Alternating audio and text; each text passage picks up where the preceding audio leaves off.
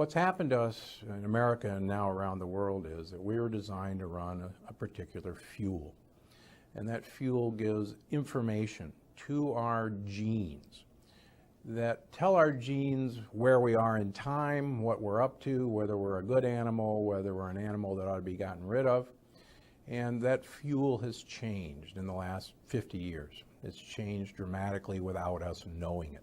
50 years ago, a cow was raised on grass. A chicken was out in the back of a hen house pecking at bugs and grass. Now, almost 100% of our beef is fed grain products. 100% of our chickens are fed grain products. 3/4 of our fish are farm raised on grain products. Turns out the fats in those animals bear no relationship to the fats that they used to have. That we were actually designed to eat large amounts of leaves. We share 98% of our genes with chimps and gorillas. A male gorilla eats 16 pounds of leaves every day. He's 400 pounds of pure muscle. His body fat is 3%, and he got all his protein for building those muscles from eating leaves. And what we're finding is there are all sorts of unusual little chemicals in plants called phytonutrients or phytochemicals. Phyto means plant, that our genes are looking for because they've been looking for them for millions of years because they've always been there. And what happened is if we don't get them, if those don't stimulate our genes actually assume that we're a really lousy creature and that we ought to be disposed of. And most of the things that happen to people that we assume are just a process of getting old, like arthritis, like high blood pressure, like heart disease, like diabetes, like cancer, are actually a product of a very sophisticated genetic computer system that says, you know, this guy shouldn't be kept around, or this woman shouldn't be kept around, and we're going to find a way to get rid of them. I used to have a lot of little skin tags, little benign skin tags on my neck, under my armpits, down to my groins, and you'd burn them off, and the dermatologist said, that's benign.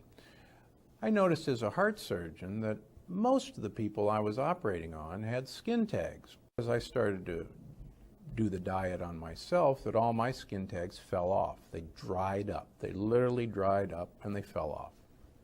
And I said, well, that's very odd. So I started researching where skin tags come from.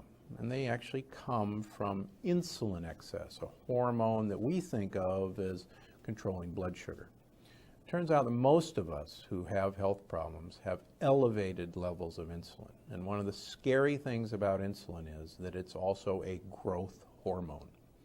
And as we get older, there are very few things left in us that we should have growing. One of them is skin.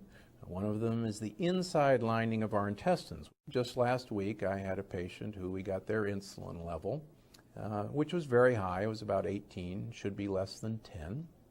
And I said, have you ever had any colon polyps removed? She said, I just had my colonoscopy last week, and they took out a couple of benign polyps and told me not to worry. I said, guess what? Those polyps were from your insulin acting like Miracle-Gro. And if you think those guys are getting stimulated by insulin, there's plenty of other little cancer cells running around you that this is acting like Miracle-Gro.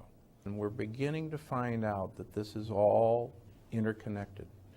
If you have heart disease, the odds are you're going to have a knee or hip replaced because you have arthritis. They're actually related. The leading cause of death from someone who survives cancer is heart disease. The leading cause of death of someone who survives heart disease is cancer. These are not mistakes. These are not, isn't that interesting? These are all related. And the really wonderful thing is you can pretty much stop it and turn it around by giving your genes the information that you're actually a pretty doggone good animal and you ought to be kept around.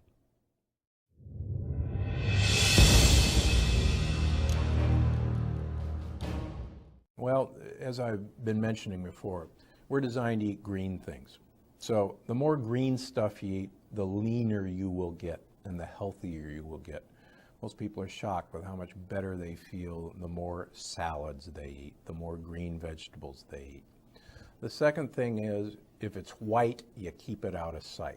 What does that mean? It means milk. It means ground up grain products like flour, rice, potatoes, soy milk, crackers. Those sorts of white foods are actually a very new food in our diet. Correspondingly, if you bake or cook a white food, it becomes a beige or a brown food. So if it's beige or brown, slow down. The less of beige and brown foods that people eat, the better their health is going to be. There's some other easy things. Believe it or not, we're only designed to take fruit and turn it into fat in the summer to get ready for winter. And one of the startling things that I've found is that diabetics should stay away from fruit at all costs.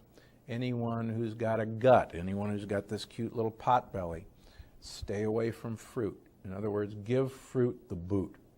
I ask people to stop fruit for 2 weeks, and they're amazed at how much weight they lost, and it all comes out of their belly. Most of the people's high cholesterol is coming not from fat, not from trans fat, not what they've been told, but by white foods and fruit turning into cholesterol. And I am just amazed on how people's cholesterol plummet when they eliminate what seems to be the healthy foods. And people, they come back, they say, I feel well. You know, I haven't felt this way in so long. And it's, you know, your genes are looking for this stuff. And, you know, we're feeling bad because our genes are actually trying to get our attention and say, you know, we're going to have to kill you if you keep this up.